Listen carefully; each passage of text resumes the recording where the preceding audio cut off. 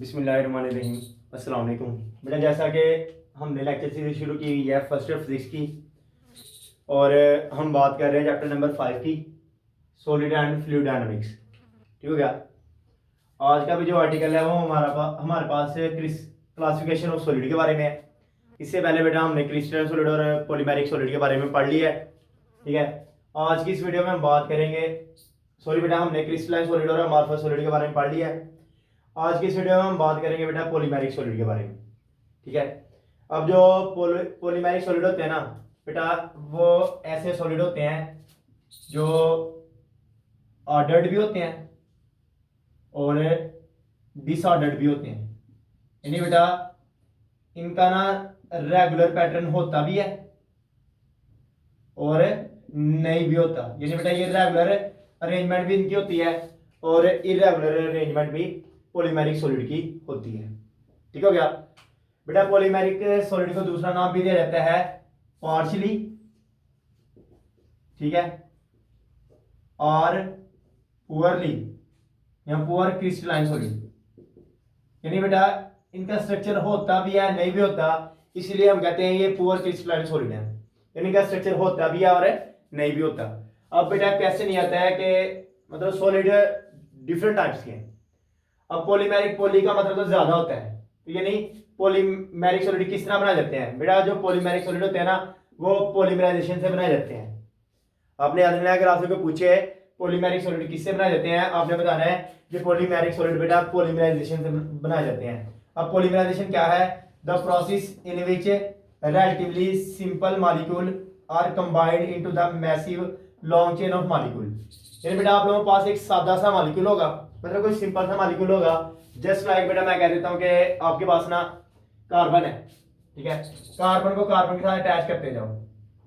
ठीक है बेटा, एक कहने का मतलब है एक लॉन्ग चेन बना देगा बेटा ये, और ये जो लॉन्ग चेन बनाएगा ना, तो इस लॉन्ग चेन को बेटा आप लोग कहोगे कि ये वाली चेन हमारे पास है। जी हाँ, ये मिलके जो सब्सटेंस बना है ना बेटा, ये कौन सा सब्सटेंस बना है? पॉलीमेरिक सॉलिड बना है, और बना किससे है? पॉलीमराइजेशन से। इसके अलावा बेटा इसकी एग्जांपल में ना हमारे पास, इनसे पहले हम बात कर लेते हैं, प्लास्टिक आता है और बेटा नेचुरल रबड़ आती है। यहाँ सिंथेटिक रबड़ भी लगा लें। एक तो नेचुरल रबड़ होती है ना जो कुदरती तौर पर बनाई जाएगी, जो बेटा हम खुद भी बनाते हैं, वो वाली रबड़ भी जो होगी बेटा वो भी किसकी एग्जाम्पल है? पॉलीमेरिक सॉलिड की। क्यों? क्योंकि सारे के सारे मटेरियल बेटा किससे बनाए जाते हैं?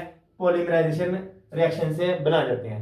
इसके अलावा बेटा इसकी एग्जांपल है पॉलीथीन, पॉलीस्टाइलिन और नायलॉन। बेटा ये सारे के सारे जितने भी ये सब्सटेंस हैं ये सारे इस रिएक्शन से बनाए जाते हैं, इसलिए ये कौन सी सॉलिड है बेटा? पॉलीमेरिक सॉलिड है।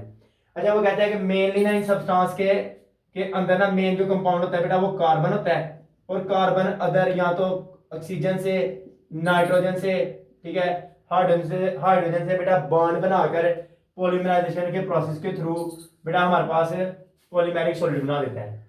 मिसाल के तौर पर अगर मैं आपको एक एग्जांपल दूं, तो शायद आपने पढ़ा हुआ है प्रीवियस 10th क्लास में कि कार्बन की पॉलीमराइजेशन से, यानी बेटा कार्बन की पॉलीमराइजेशन से हम क्या बना सकते हैं बेटा? बेंजीन बना सकते हैं।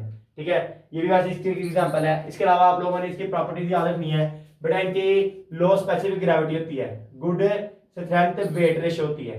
ठीक है, यानी आप लोगों ने याद रखना है कि पॉलीमेरिक सॉलिड वो होते हैं जिनकी लो स्पेसिफिक ग्रेविटी होती है और बेटा good strength to weight ratio होती है।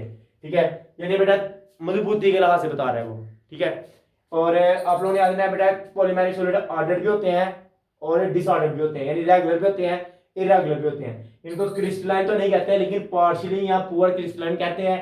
बेटा किससे बनाए जाते हैं? पॉलीमराइजेशन से बनाए जाते हैं, और इनकी एग्जांपल कौन सी है?